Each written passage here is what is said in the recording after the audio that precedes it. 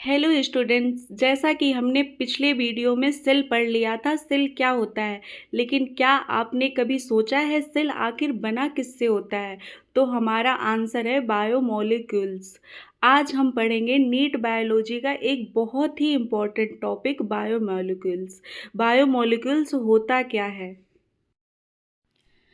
Biomolecules वे कार्बनिक यौगिक होते हैं जो जीवित कोशिकाओं के निर्माण, विकास और उनके सुचारू रूप से कार्य करने के लिए आवश्यक होते हैं। सरल शब्दों में ये वे रासायनिक आधार हैं जिनसे जीवन संभव होता है। ये मुख्य रूप से carbon, hydrogen, oxygen, nitrogen, phosphorus और सल्फर से बने होते हैं। इनके प्रकार ये 4 प्रकार के होते हैं: carbohydrate, proteins, lipids, nucleic acid. तो सबसे पहले हम जानेंगे कार्बोहाइड्रेट के बारे में।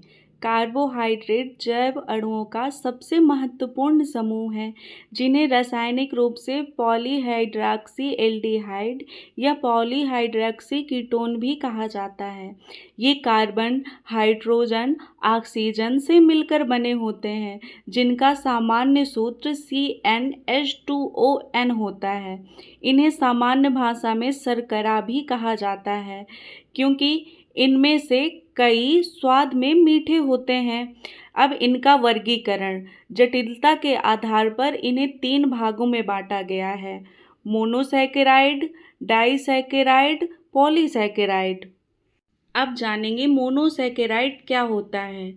मोनोसैकेराइड ये कार्बोहाइड्रेट के सबसे सरल इकाई और इनका आगे जल अपघटन नहीं किया जा सकता। विशेषता, ये पानी में घुलनशील और स्वाद में मीठे होते हैं। उदाहरण: ग्लूकोज, फ्रक्टोज, फलों की शर्करा और गैलेक्टोज। दूसरा पढ़ेंगे ओलिगोसैकेराइड। ये 2 से 10 मोनोसैकेराइड इकाइयों के आपस में जुड़ने से बनते हैं। डाइसैकेराइड, इसमें 2 इकाइयाँ होती हैं, जैसे सुक्रोज, लैक्टोज और मल्टोज। अब पढ़ेंगे पॉलीसैकेराइड। ये सैकड़ों या हजारों मोनोसैकेराइड इकाइयों की लंबी श्रृंखला होते हैं। इनमें पानी अघुलनशील होते हैं और ये मीठे नहीं होते हैं। उदाहरण: स्टार्च, पौधों में ऊर्जा का संचय इसी रूप में होता है। सेल्यूलोज, पौधों की कोशिका भित्ति का मुख्य हिस्सा इसी का होता है, सेल्यूलोज का। और ग्लाइकोजन, मनुष्यों और जानवरों में यकृत और मांसपेशियों में जमा ऊर्जा। अब पढ़ेंगे प्रोटीन के बारे में। प्रोटीन एमिनो एसिड की लंबी श्रृंखलाओं से बने होते हैं। इन्हें शरीर के निर्माण खंड कहा जाता है। उदाहरण: हीमोग्लोबिन, इंसुलिन, केराटिन और कोलेजन। कार्य: इनका कार्य ऊतकों की मरम्मत करना, एंजाइम के रूप में कार्य करना और मांसपेशियों का विकास करना। अब पढ़ते हैं लिपिड्स। लिपिड्स को आमतौर पर वसा और तेल के रूप में जाना जाता है। ये पानी में अघुलनशील होते हैं। उदाहरण: कोलेस्ट्रॉल, फॉस्फोलिपिड्स और ट्राइग्लिसराइड्स। कार्य: लंबे समय के लिए ऊर्जा का संचय करना और कोशिका झिल्ली की संरचना बनाना, ये इनका कार्य होता है।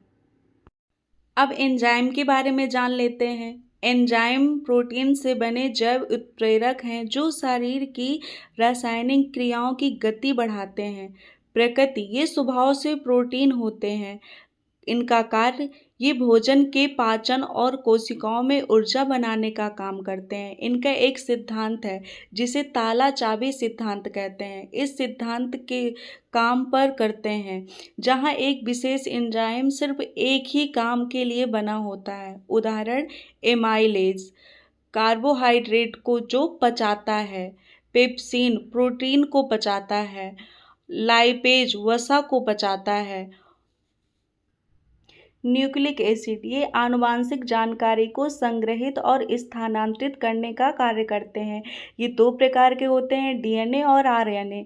डीएनए आनुवांशिक जानकारी का भंडार होता है, जहां आरएनए प्रोटीन संश्लेषण में मदद करता है। तो स्टूडेंट्स, हमने समझ लिया। अब आपका सवाल है, बॉडी का मेन एनर्जी स्टोर कौन है?